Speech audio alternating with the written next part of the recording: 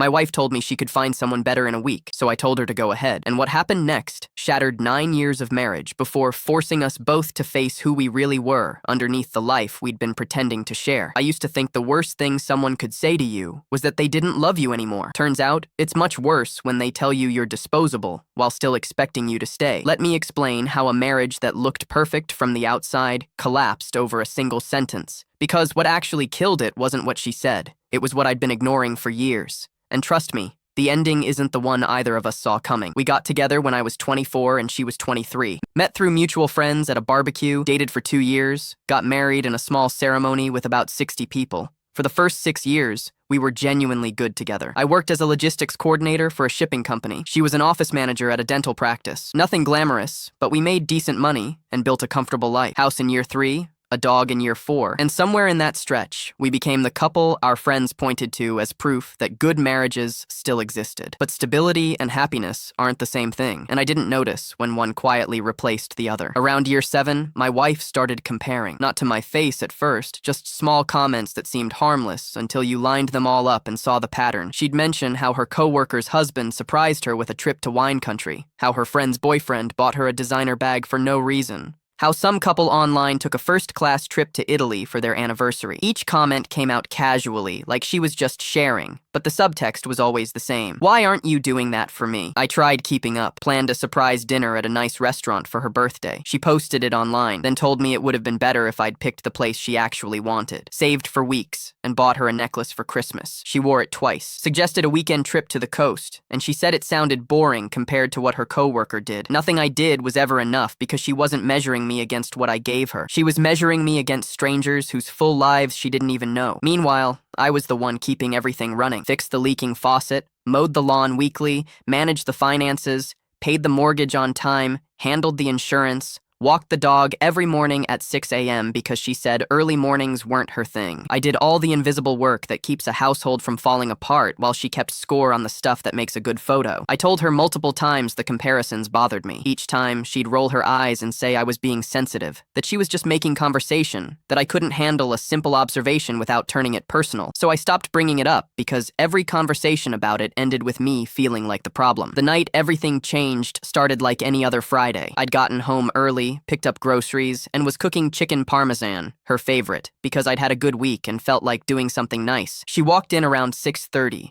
barely glanced at what I was making, and launched into a story about her coworker's engagement party. She described the venue, the food, the live band, every detail delivered with this energy she never had when talking about anything I did. Then she showed me the ring photos and said with a laugh that some women just attract men who know how to show up. I kept cooking, didn't respond. She asked if I was listening, and I said I was. I just had nothing to add. She pressed, and I told her honestly that I was tired of hearing about what other men did when nothing I did seemed to matter. I wasn't confrontational, just exhausted, the kind of tired that comes from years of never being enough. That's when she said the sentence that ended one marriage and eventually started another. She put her phone down, looked at me standing there making her favorite meal, and said, "Maybe if you stepped up, I wouldn't have to look at what other men do. I could find someone better in a week." Said it like it was obvious, like she'd been holding back this truth as a kindness and finally decided I deserved to hear it. No anger, just this flat certainty that I was the bottom of her options and she was doing me a favor by staying. I turned off the stove, plated my food, ate in silence while she waited for me to react the way I always did, to get hurt, to try harder, to prove her wrong. Instead, I finished, washed my plate, and said 5 words that changed everything. "Then go find him," she laughed, actually laughed. But when she looked at my face and found nothing, no anger, no tears, no desperation, just dead calm, the laugh died in her throat. She asked what I meant. I told her exactly what I said. If someone better was a week away, she should go get him. I wasn't competing with imaginary men for a woman who thought I was replaceable. She didn't leave that night, but something cracked between us,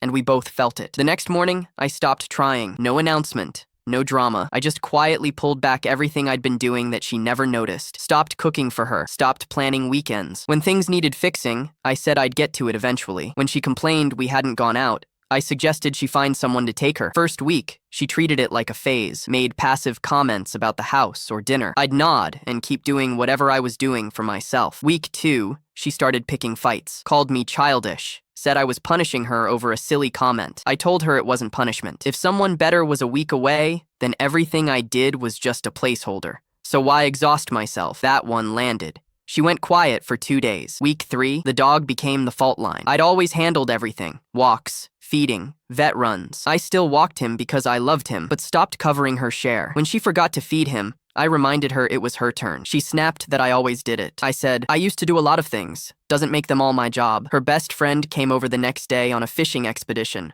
Asked how we were doing. I told her the truth, word for word what my wife said. Her friend's face cycled through 6 expressions in 3 seconds. She left shortly after and told my wife that what she'd said was cruel and she had no right to be surprised by the consequences. Week 4, I separated the finances. Stopped covering her car insurance, phone bill, gym membership, streaming subscriptions, transferred my half of the mortgage, and kept the rest. When charges started hitting her account for the first time in years, she was genuinely shocked at how much I'd been quietly funding. She tried tears, said I was destroying our marriage. I told her I wasn't the one who called myself replaceable while I was cooking her dinner. She tried the silent treatment, which was almost funny, because silence was the most peaceful thing she'd given me in years. Then she did the one thing I didn't expect. She went on a date, told me she was meeting a friend, but got dressed up in a way she hadn't for me in years and came home near midnight in someone else's cologne. She didn't hide it. She wanted me to fight for her, to prove I wasn't replaceable by showing how desperately I cared. I was reading on the couch when she walked in. She stood in the hallway waiting for the explosion. I looked up, said good night, like I was asking about the weather, and went back to my book. Next morning,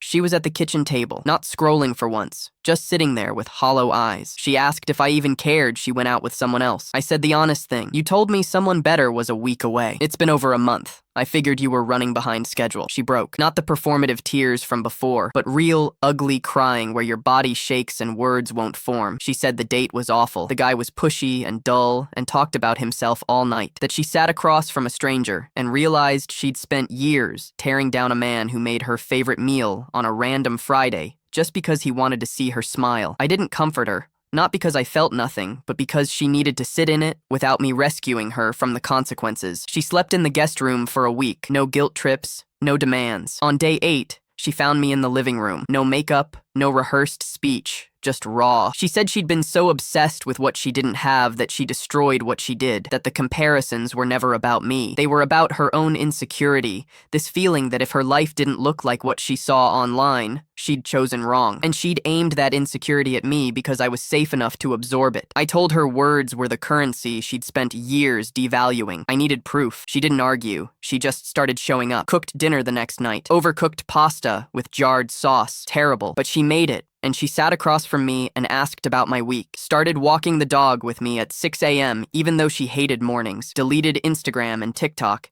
Said she needed to stop consuming other people's lives and start living her own. When she caught herself mid-comparison, she'd physically stop and say she didn't want to be that person anymore. Trust took months. She started thanking me for things she'd never once acknowledged. The lawn, the bills, the dog. She told me one night the worst part wasn't that I stopped doing things. It was realizing she'd never imagined I would, because she assumed I'd just keep going no matter how she treated me. The fact that I valued myself enough to stop was the thing that finally made her see what she'd been losing all along. We're at 11 years now. The marriage we have was built on the rubble of the one that broke. Some nights I still hear her saying someone better was a week away, and it stings the same as it did in that kitchen. But she's different now, actually different, and so am I, because I stopped being a man who'd set himself on fire to keep someone else warm. If someone tells you you're replaceable, don't argue, don't beg, just step aside and let them try to replace you. What they find out there will teach them more than anything you could ever say. What do you think? Let me know in the comments. Drop a like and subscribe for more real-life stories.